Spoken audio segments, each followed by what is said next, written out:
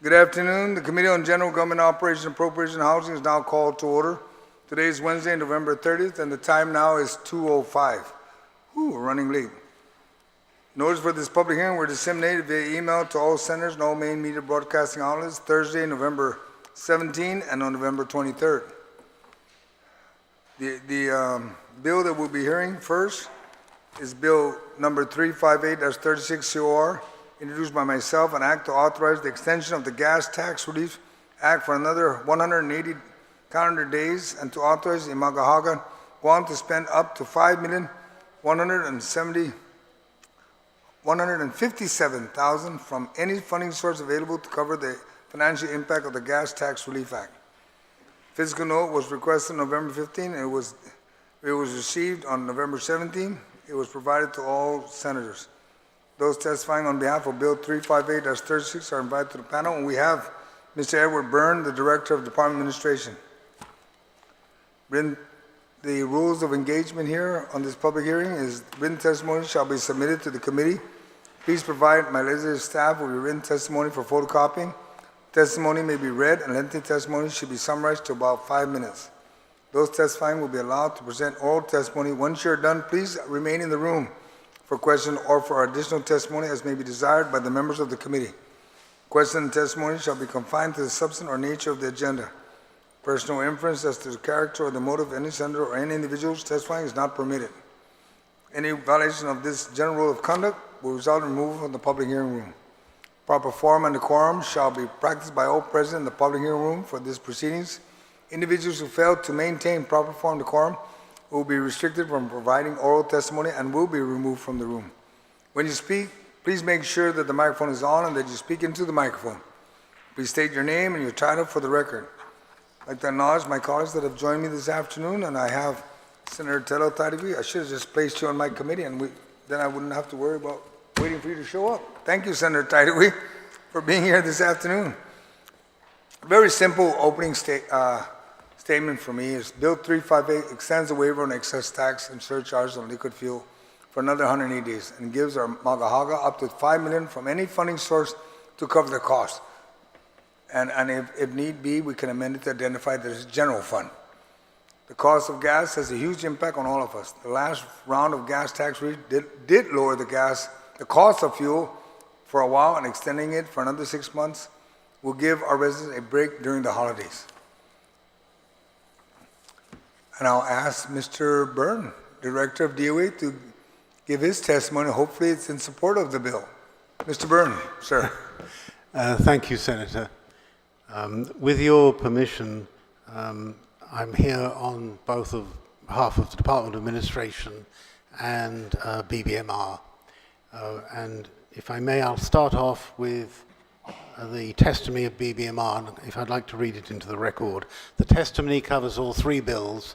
There's some comments specific to the power bills, which perhaps I could address at the time we actually reach the power bills.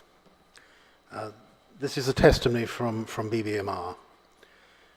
Have a day, Senator St. Augustine and members of the Committee on General Government Operations, Appropriations and Housing. Thank you for allowing me on behalf of the Bureau of Budget and Management Research to provide written comments in support of Bills 357-36, 358-36, and 359-36.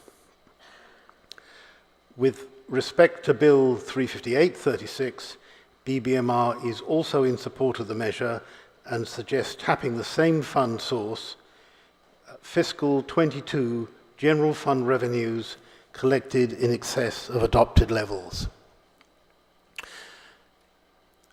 DOA also supports the bill and stands behind BBMR in suggesting that particular funding source. Thank you, Senator. Thank you. Thank you, Ed. Senator TAOTAO, do you have any question on reference to this bill, 358? Yes, I'm sorry, Mr. Byrne, could you read that last part? Do I have a copy of your testimony, or is it the one that says November 29, 2022? Is that the? Yes. Saying you support in all three bills, supporting all three bills, that's what I am in support of all three measures. I do have the following comments. The GPA relief sought, I'm reading that one. I didn't read what you had. Yes, Senator, I asked permission if I could address the GPA comments when we address the GPA bills. Okay. So I was going to pull those out and address those at that time. So I skipped to the last paragraph. Well, do you have a copy of your testimony? Because can Yes. you read that last part, that you supported the bill, but you're looking for the funding source? Oh, can you repeat what you were saying? With respect to Bill 35836, BBMR is also in support of the measure and suggests tapping the same fund source, fiscal 22 general fund revenues collected in excess of adopted levels. Okay, so you're going after excess revenue in FY22, right? Which was the funding source for the first bill that dealt with the gas tax relief. With the gas tax, right. And what is the amount that we're looking at right now for excess revenue? After all the bills, I'm kind of trying to find the fiscal note to show how much is estimated to be left over. I mean, we went through this whole thing during budget time, and going through all the bills that were passed, plus what was included in the new FY23 budget bill. What do we have in excess right now? And that's, of course, not been audited at all to determine that money, but what do you have? Yes, thank you. With the caveat, as you rightly say, that the numbers have not yet been audited, and recognizing that a GASB 33 adjustment needs to be made to the revenues, as we do every year, therefore it's not yet ascertained. The general fund revenues, after you recall we had an adjustment to the revenues that were appropriated partway through the year, but we ended up the year with total general fund revenues of $868,601,000, which you can see it on page 3 of the CRER for September, is an excess of just under 104 million over the fiscal 22 adopted revenues. And at the foot of that page, there's a little schedule that shows the appropriations against those excess revenues, and the net unobligated projected general fund revenue is 47.5 million. Okay, that's your CRER report for September, correct? Yes, Senator. Okay. And it also incorporates, as I'm looking at it too as well, the 42, you're saying 42,950,692, is that what you're looking at?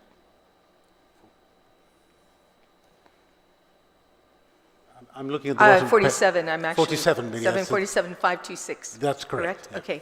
So that's the end of September. Do you happen to have the October? Or that's just starting fresh and new, right? When we go into the ending October CRER report? Yes, Senator, that's Okay. correct. Right. So that's just, And for October,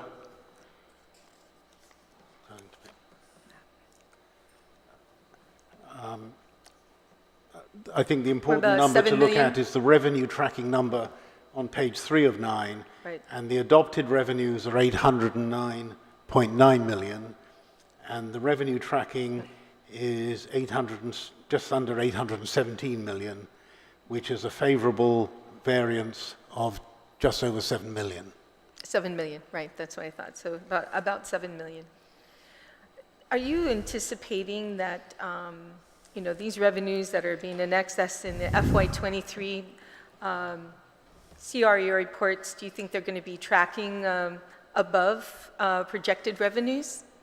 in the next, considering, PUA is stopped and everything that was given to us in the federal government side is not going to generate as much money as it's been doing in the last 2 years? Well, bearing in mind that everything is a forecast and anything can change a forecast, the conditions look favorable. If we've managed to achieve a favorable variance of 7 million in 1 month, November is traditionally a spending month, because of the holidays, and that's true of December as well. January generally shows the go-through. It's generally in February that we have a less favorable month, but conditions seem to be more than favorable at the moment, and there's a certain... You're talking about 22, level, right? Are you talking about 23? I'm talking about 23. Okay.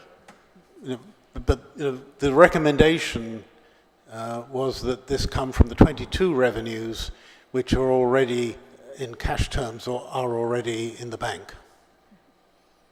Mr. Byrne, you're saying that we're looking at the end of the FY22 and the CRE report at 47 million at this point. It was also brought to our attention about the insurance, the medical side, the health insurance policy, as well as the federal government question cost on the federal side. That was almost 40-some million dollars in question costs. I know it's dwindled down to at least 23 of that has been dwindled down from the PUA on forgiveness. Not quite 23, but we look at other. So are you anticipating being forgiven all the other, or question cost on being that this money is not expected to come back to the federal government? So what's the status on that OPA report on the question cost of 43? Yes, thank you. I can respond to that. Thank you.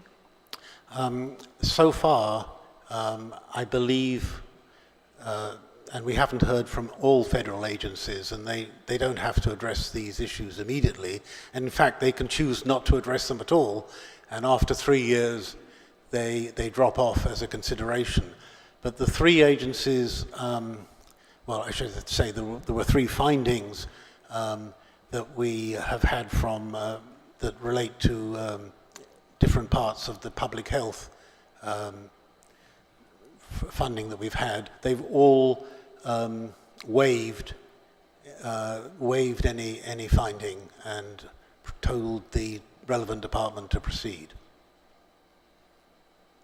No. What about the Medicare? Well, okay, so how soon will we know, that we've pretty much been, any concerns about the question costs will be resolved, other than PUA, because we're seeing that, day by day, every month, they're showing how much has been forgiven. And I know that ends sometime next year on the forgiveness, from what I gather, in April, I think, or March or April, yes. Yeah. And so the other question cost, I'm sorry, I didn't hear you if you said, and I apologize if you said that those have been resolved or will be resolved? 3 findings have been resolved. Okay. Without any consequence, adverse consequences in our favor. Agencies, federal agencies have the choice not to address the finding at all, and after 3 years, they're considered resolved. The onus is on the federal agency, not on us, to actually get them closed. Of course, it doesn't help. We obviously want to maintain good relationships with federal agencies because we rely upon them not just for those funds, but for all the other funds that we receive from them. But it's up to the federal agency whether they choose to enforce those or not. It's about 3 years? I'm hearing 3 years. After 3 years, Okay. if they don't address them, they're considered closed. Right away, okay. How about the Medicaid shortfall? Has it been anticipated that we may have a shortfall in Medicaid by the end of December? Nobody knows. The so-called Medicaid cliff may happen in December unless Congress chooses to address you know, at the moment we've got a favorable FMAP rate. That's the federal matching rate. Unaddressed, it would go back to a 55-45% sharing. Every indication is that Congress is well aware of this, and I don't think they've really set out to punish the territories. And every indication is that when they pass the bill, which they're going to have to pass to continue the federal government working, that they will in fact continue a more favorable FMAP percentage. Maybe not, you know, the 83% we get now, but certainly better than the 55% that it would default to. So just in case they feel they've given Guam quite a bit of money, like over $1 billion of federal funding to help us, and feel that we should be able to stand on our own 2 feet, and we go back to the 55%, what is that shortfall going to be? That would be about $30 million. $30 million, right? $30 million, Shortfall. right. But as I say, every indication is that they haven't thought that they've given Guam too much funding. Well, I hope not. No. I mean, I hope not, but the reality is, Mr. Byrne, is that we will be in a shortfall $30 million if that doesn't go back on the Medicaid. 30 million. Take 30 million and 47, subtract it, even, and then again, this isn't unaudited. The 47 million is unaudited, so we're not sure if it's going to be less. Oh, it could be more, you know, after the audit is concerned, but. I should clarify that that's $30 million in a full year, so it's a little less because we're already 3 months into that year. Okay. And how much would that be? Well, it would be like 2/3 to 3/4 of that. Okay. So that would be like 21 million. Okay, still, it's quite a bit. And nothing on the health insurance shortfalls on that? We're okay on the health insurance? The Gov Guam health insurance, We're no, good? there's no major shortfall on that. Okay. And, you know, a lot of these questions, Mr. Byrne, is based on all the bills that are going to be heard today, you know, not just this with the liquid fuel tax, you know, it's also with the GPA. So I've asked mostly all my questions with regards to the finance, where we are financially in this government. And we all anticipate that we're not going to be having the same type of, you know, income coming in from the federal government that we've had for the last couple of years. I mean, everyone is getting back to normal. So my concern is, as well, is, you know, are we going to meet those projected revenues in FY23? I mean, even with the, our economy the way it is, tourism is slower, but what's even more scaring is our tax base is also depleting. We have a population that used to be 170,000 people. We're down to almost 55,000 people. Our tax base is going down, but yet our spending in the government is still quite high. So it's something that we have to be very conscious of. I'm not sure I would conclude, Senator, that we're not going to receive as much federal funding as we've been enjoying up to date. There's a whole lot of, you know, we haven't really received much at all under the infrastructure bill yet, and that's, you know, a considerable amount of money. $190 million, yeah. And of course, you know, because we've been cautious with the ARP funding, there's still that available to be spent on the priorities that the governor has put forward. So yeah, and I wish obviously to assure everyone, including, you know,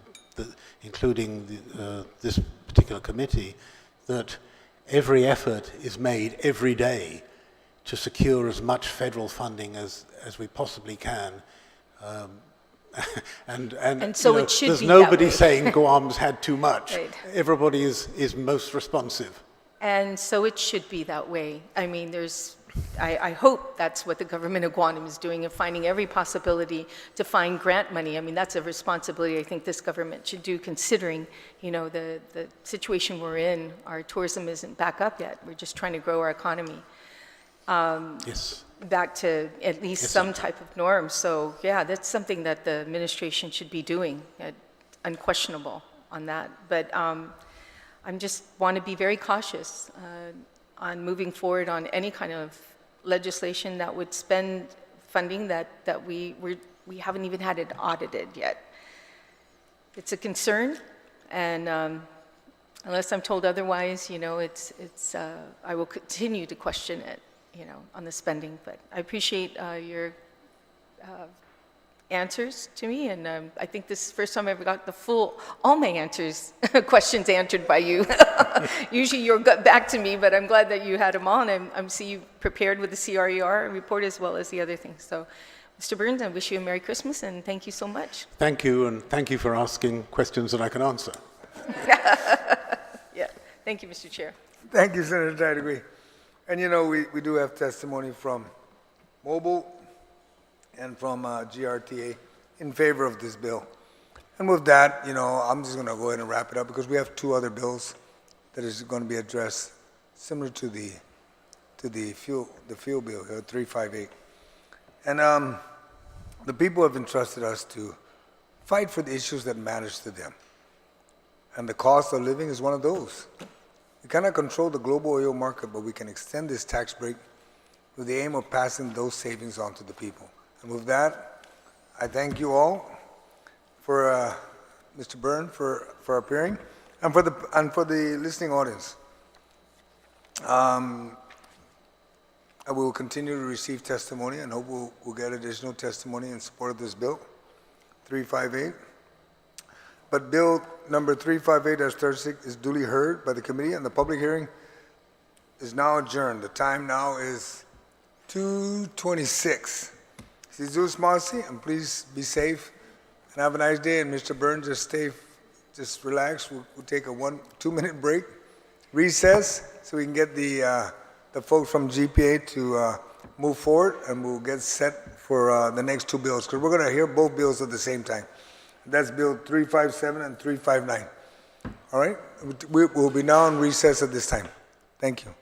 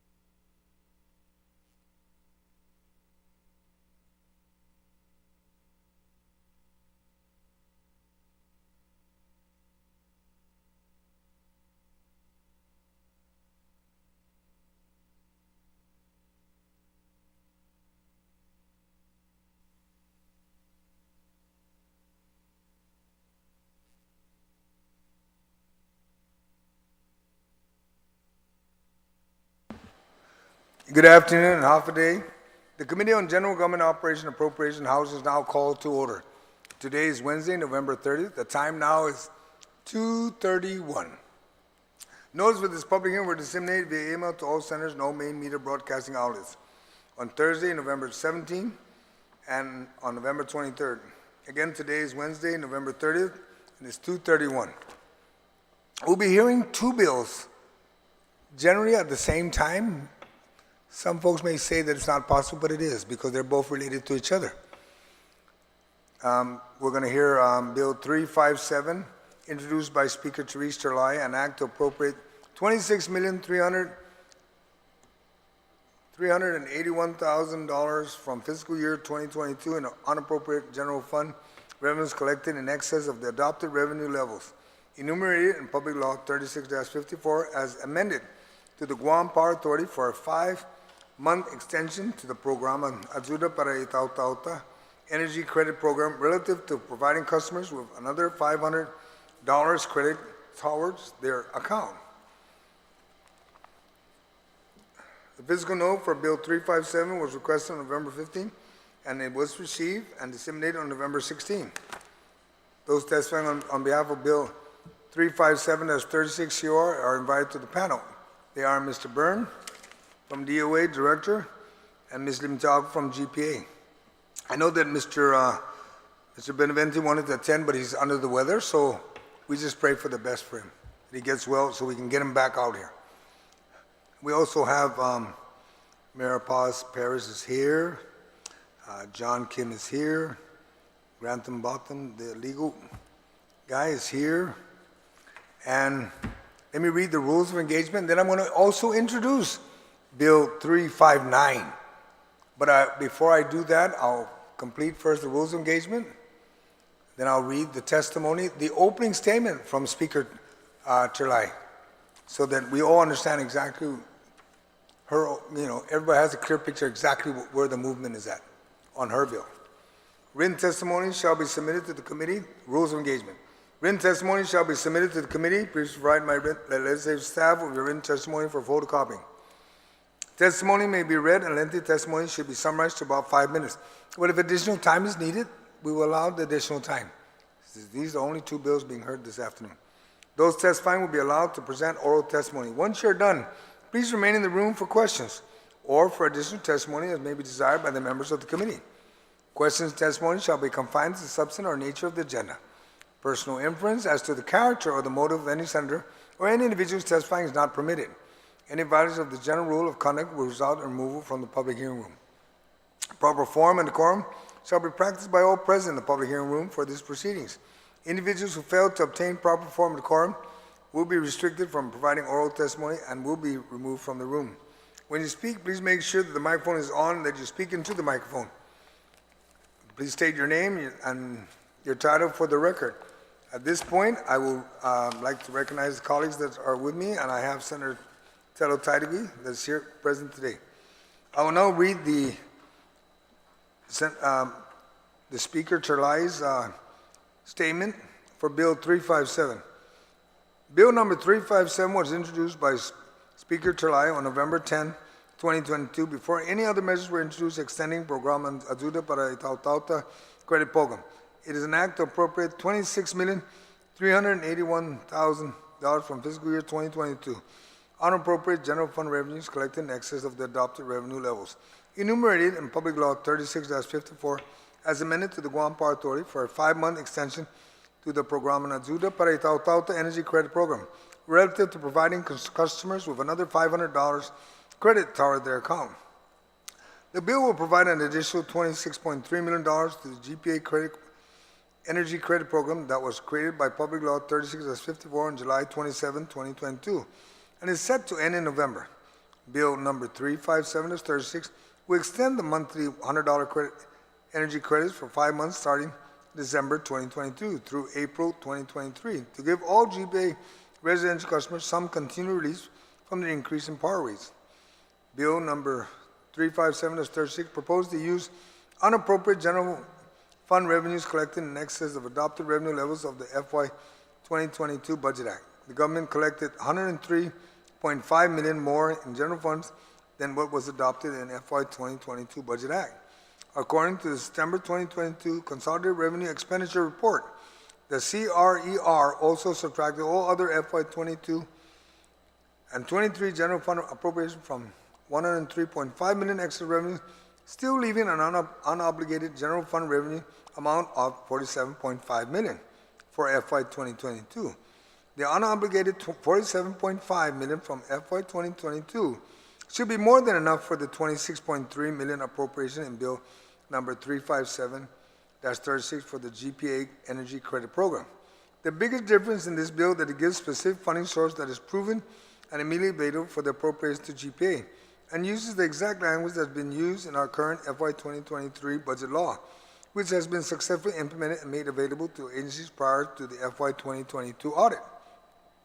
The exact language used in this bill that mirrors our FY 23 budget law quotes, fiscal year 2022 unappropriated general fund revenues collected in excess of the adopted revenue levels enumerated in Public Law 36-54 as amended. BBMR, during our session last month in the Committee of the Whole, verified that appropriation FY 23 budget law that uses this same funding source language are already made available to agencies that were appropriated those funds. This bill and the appropriation language used in this bill is the most responsible and transparent way to provide funding for an appropriation, and it protects our special funds and agencies, appropriation from being raided or from transfers by the administration. I thank the Chairman on Appropriations for hearing this bill today and respectfully request that this be reported out immediately so that our community can continue to receive their energy credits while still ensuring fiscal responsibility and transparency with our government funds. That is the opening statement for Speaker Therese Terlaje. And because we're hearing both bills at the same time, because I know your testimonies today are going to be related to both. Then I can work with the Speaker on how we can merge the bills or which bill will be withdrawn, and we move forward. Because it's all about the people. It's not about any individual. Okay. On Bill 359, which was introduced by myself, is an act to authorize the extension of PRUGRAMAN AYUDA para TAOTAO-TA Energy Credit Program for another 5 months, and to authorize MAGA'HÅGAN Guam to spend up to $26,381 from any funding source available from PRUGRAMAN AYUDA para TAOTAO-TA Energy Credit Program. As stated in the title, the bill authorized the governor to spend up to the amount identified to extend the energy credit program to provide a $100 credit for the months of December 2022 through April 2023 to every GPA account holder in residential, business, and multi-family dwelling units such as apartment complexes and condominiums that have master meters. This credit will aid our ratepayers who continue to experience increase beyond our control. We know that the rise in the cost of power is attributed to the increase in the cost of fuel in Asia. Funding source may be identified by the governor who is authorized to use their transfer authority should the specific source of funding not be adequate. I appreciate the feedback and testimonies we hear today to our strengthening this bill to continue assisting our families during these times. And with that note, we'll begin receiving testimony from both GPA and DOA, and then from there, we'll figure out in the committee how I work with the sponsor, Speaker Therese Terlaje, and myself, so we can get one bill on the floor and continue to assist the people of Guam. And I will begin with GPA first before I go to the DOA, who has his full binder versus she only has a folder. Ms. Limtialco, ma'am. Thank you, Senator. I am Tracy Limtiaco. I'm the Assistant General Manager of Administration at the Guam Power Authority. I am here on behalf of General Manager John Beneventi, and I will be reading his testimony into the record. The testimony has been provided hard copies to the legislature, and Senator, I will be sending you, excuse me, I see some minor typos here, so I'll be sending you the corrected version via email. Excuse me. So thank you again for the opportunity to provide testimony in favor of Bill 357-36 COR and Bill 359-36 COR. Both bills seek a 5-month extension of the PRUGRAMAN para TAOTAO-TA Energy Credit Program. The funding source of the continued ratepayer credits appears to differentiate the two proposals. The Guam Power Authority supports the program's extension and respectfully defers to a legislature in GUÅHAN to determine the appropriate source of funding. The cost of energy to island ratepayers is at a historic high, primarily due to the unprecedented increase of world fuel oil prices this year. The recent The recent transition to cleaner burning but more expensive ultra-low sulfur fuel oil certainly reduces air emissions originating from our existing baseload power plants and ensures compliance with federal and local environmental regulations, but increases the energy production costs. GPA anticipated the additional clean fuel expense and planned to reduce or hedge against the increased production costs with less expensive energy generated by the 60 megawatt utility-scale Mangilao solar farm. GPA, however, did not, nor could not, anticipate that oil prices would spike to over $150 per barrel, as such scenario would have been likely determined unrealistic by oil market experts, yet we are presently in this situation. The cost of fuel used to generate energy is purposely separate from all other energy production costs to ensure transparency and accountability to ratepayers. Regulations require fuel costs to be charged to the ratepayer without markup or discount. To levelize the fuel cost component per kilowatt hour, the Public Utilities Commission reviews GPA's fuel purchases and determines the fuel component of the energy charge, also known as the Levelized Energy Adjustment Clause, or as we refer to it as LEAC, every 6 months or sooner as necessary. As demonstrated by the graph below, the LEAC, including recent increases, is insufficient to recover the recent fuel purchases, resulting in a significant under-recovery. GPA has been able to advance upwards of $20 million to fuel purchases. However, the current under-recovery of $41 million is unsustainable. If allowed to remain or grow, critical CIPs will be impacted, jeopardizing safe operations and the reliable delivery of energy. Although we are seeing a downward trend for the price of oil today, the market predicts an uptick in winter prices. The rising LEAC is straining energy affordability to GPA ratepayers, especially those unemployed, underemployed, and those with fixed incomes. Fuel prices impact the overall cost and availability of goods and services. We are seeing this in the cost of basic groceries and essential supplies, making it very difficult for families to make ends meet. GPA performs significant outreach to provide ratepayers with information and tools to manage and reduce their energy consumption, thus reducing their power bills. Air conditioning units account for the largest energy consumption in a typical household. Ensuring these units are cleaned and maintained will reduce consumption. Replacing inefficient units with high SEER inverter units will lower energy consumption, but it is a major purchase for most households. Cash rebates for qualified appliances are available through GPA's Energy Sense program. Adjusting thermostats on air conditioners, water heaters, using blinds or curtains to block window heat, and pressure washing rooftops are other low-cost ways to reduce energy consumption. Many ratepayers have shared their success stories after applying these energy savings tips. However, the energy consumption measures are not enough to offset the economic impact from the current inflationary pressures. Despite the energy-saving efforts and customer assistance programs, such as the Emergency Rental Assistance and Homeowner Assistance Fund, we are observing a growing number of ratepayers requesting bill due date extensions or payment plans. This is a concerning situation that may lead to loss of utility service, which may be detrimental to ratepayers and family members with health issues and other vulnerabilities.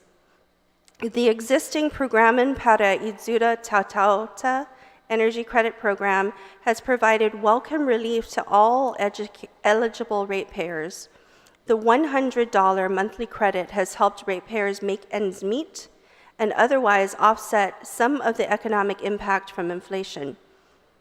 From the program's onset in late July 2022 through November 21, 2022, $26,341,700 has been credited to 200,000, I'm sorry, that's to basically 254,000 accounts.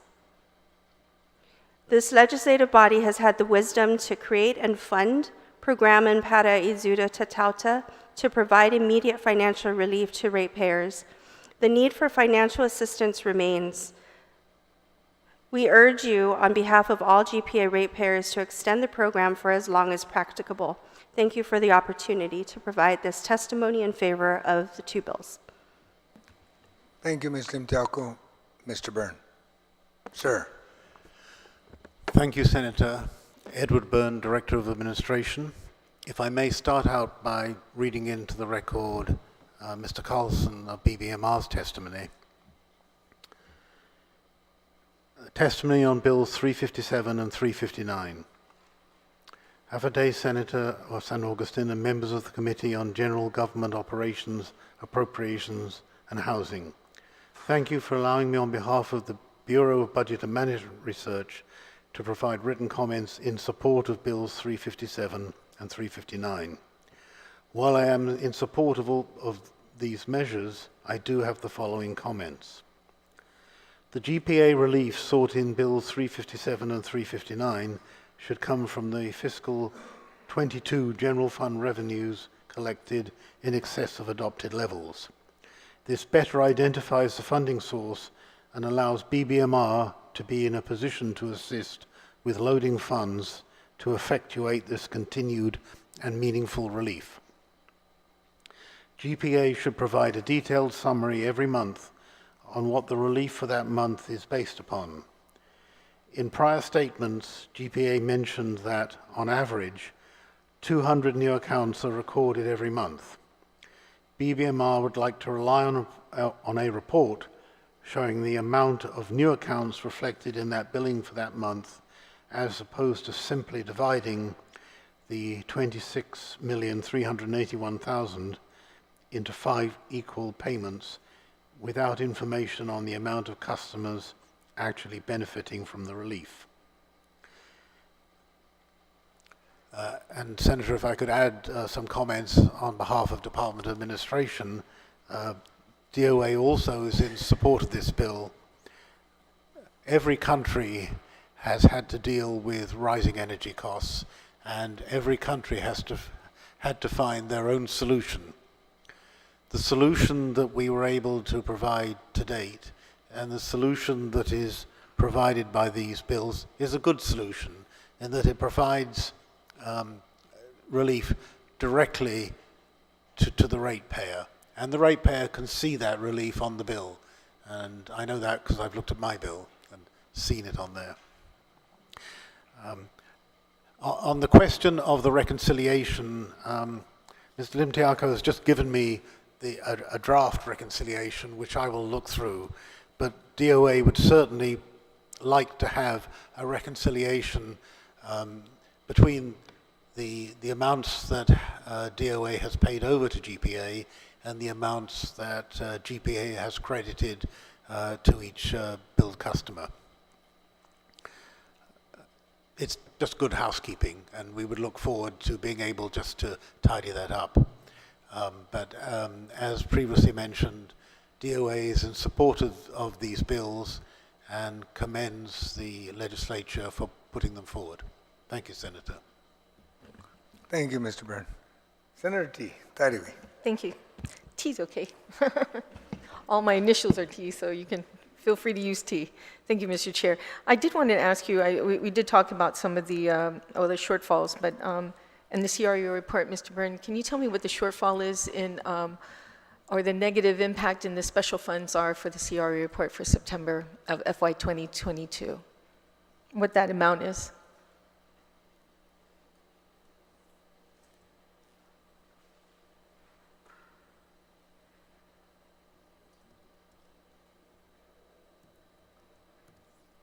Thank you, Senator. Attachment A, I'm sorry, I'm looking at the October one. Attachment A to the fiscal 22 Special Revenue Fund tracking very fortunately shows much less of a shortfall than was apparent in fiscal 21. Of the 6 major funds that appear on that attachment A, Guam Highway Fund has a shortfall of just under 2 million, Solid Waste Operations of 181,000, and Healthy Futures Fund a shortfall of 6.5 million. So in all, it's about 8 million, as opposed to 20 million, which it was at the end of fiscal 21. That's good to hear, but that's about what, a total of how much, just a guesstimate? It's around about 8 million. Sorry? Around about 8 million. 8 million, about 8 million in shortfall for special funds, okay. And it's anticipated that because of that, of course, you know, from what I've heard in the past from you, that any shortfall in special funds, I mean, you know, they've already purchased things based on their projected revenues or, you know, been able to plan their year for the amount that was appropriated by this body. If we're not able to meet those projected revenues, that the governor would probably find some funding to cover those shortfalls. Yes, if I could again make clear that that's the shortfall in revenues, not necessarily the fund shortfall, because our budgetary system slows down the expenditure when it sees a slowdown in revenues. Mm-hmm. So the net fund balance, and we haven't yet calculated that because actually the fiscal closing for receipt of all the relevant invoices that we have to account for is today, but I do expect it to be less than that 8 million. Oh, okay, good. Well, that's... Any resultant shortfall generally will be made up by the general fund. Okay. So, Mr. Burst, outside of the obligations that have been authorized by this body, the legislature, did ADALUP authorize the use of any portions of unappropriated excess general fund revenues from FY22 for other purposes? And if so, what were those funds used for, and under what authority were these expenses permitted? I'm sorry, could you repeat that question? That was sure. And so basically, it's, you know, the outside the obligations that have been authorized by this body, did ADALUP authorize the use of any portions of unappropriated excess general fund revenues in FY22 from FY22 for other purposes? And if so, what were the funds used for, and under what authority were these expenses permitted? Thank you, Senator. I'm not aware of any such uses. Indeed, the Fiscal 23 Budget Act specifically says that the administration can't do that. So not only I'm not aware, but they wouldn't be permitted. Okay, that answers my question. Thank you again. Thank you, Mr. Chair. Thank you, Senator Tadegui. You know, I'll provide a closing statement for both the Speaker's Bill 357 and my Bill 359. I'm basically going to read the last part of her opening. This bill and the appropriate language used in this bill is the most responsible and transparent way to provide funding for an appropriation, and it protects our special funds and agencies appropriated from being raided or from transfers by the administration. She thanks the Chair and Appropriate for hearing this bill and respectfully requests that this bill report out immediately so that our community can continue to receive these energy credits, which still ensures fiscal responsibility and transparency with our government funds. That's on Bill 357. On Bill 359, this bill was basically, when it first started, before it became 359, it was about the middle-class residents that will never receive any type of assistance. But I wanted to make sure that everybody got it across the board, and that they are not eligible for many financial assistance based on income, but they are the backbone of the taxpayer base. And they urgently need our help. They urgently need our help. Whether you support the speaker's bill or mine, our aim is the same. We both fight for the people of Guam. In sometimes different wordings of our bill, but we're all after the same thing. And it's to help the people during these trying times. And with that, on behalf of Speaker Therese Terlaje, Jesus Marcy for attending and providing testimony on Bill 357. And also on my behalf for Bill 359, thank you for attending. And yes, ma'am, please. Excuse me, Mr. Chair, thank you for indulging me, but the question with regards to BBMR wanting the updated version on how much funding was utilized during the program, I hope we can get that information to the committee chair so we can see, because if 26 million is not enough, and you're seeing something lower than that, it's good to get a ballpark of how much it's going to cost. So my question is, have you utilized the full 26 from the last program? Yeah, Senator, that's a great question. So in our testimony, you'll see that we have a table on page 3, and that information is as of November 21st, 2022. It summarizes from the initial start of the program, July 2022, all the way through credits issued as of November 21st. So you can see that DOA has issued the $5,276,200 monthly. We show that in the amount received column. Mm-hmm. The credits issued, you'll see that that changes, and it is based on the number of accounts. Mm-hmm. So you'll see the credits issued, number of accounts at the very end, and then the balance. So that balance is the amounts received less credits issued, and then those are the balances. In some cases, what does the balance mean, the 39,300? What does that mean? It is the total balance left over. So it's the leftover money from the total 26,381 I see. million. Okay. Yeah. And then there's a balance of, so again, those change, and we have our CFO here and our assistant CFO, and they've just shared with Mr. Byrne and I an updated report, and so that was a mere days, and so the reconciliation is different. And I just want to pause here to help the body understand the differences and why there is differences in reconciliation.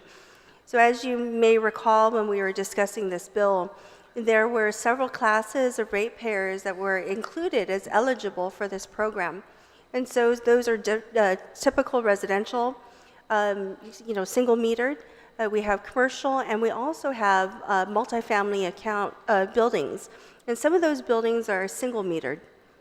And so when we have these larger buildings, it could be apartment buildings, some condos, when they come to GPA and they want to be included in the program, we do review everything to ensure that they are qualified. And so sometimes we will, if qualified, we will go through and issue those credits.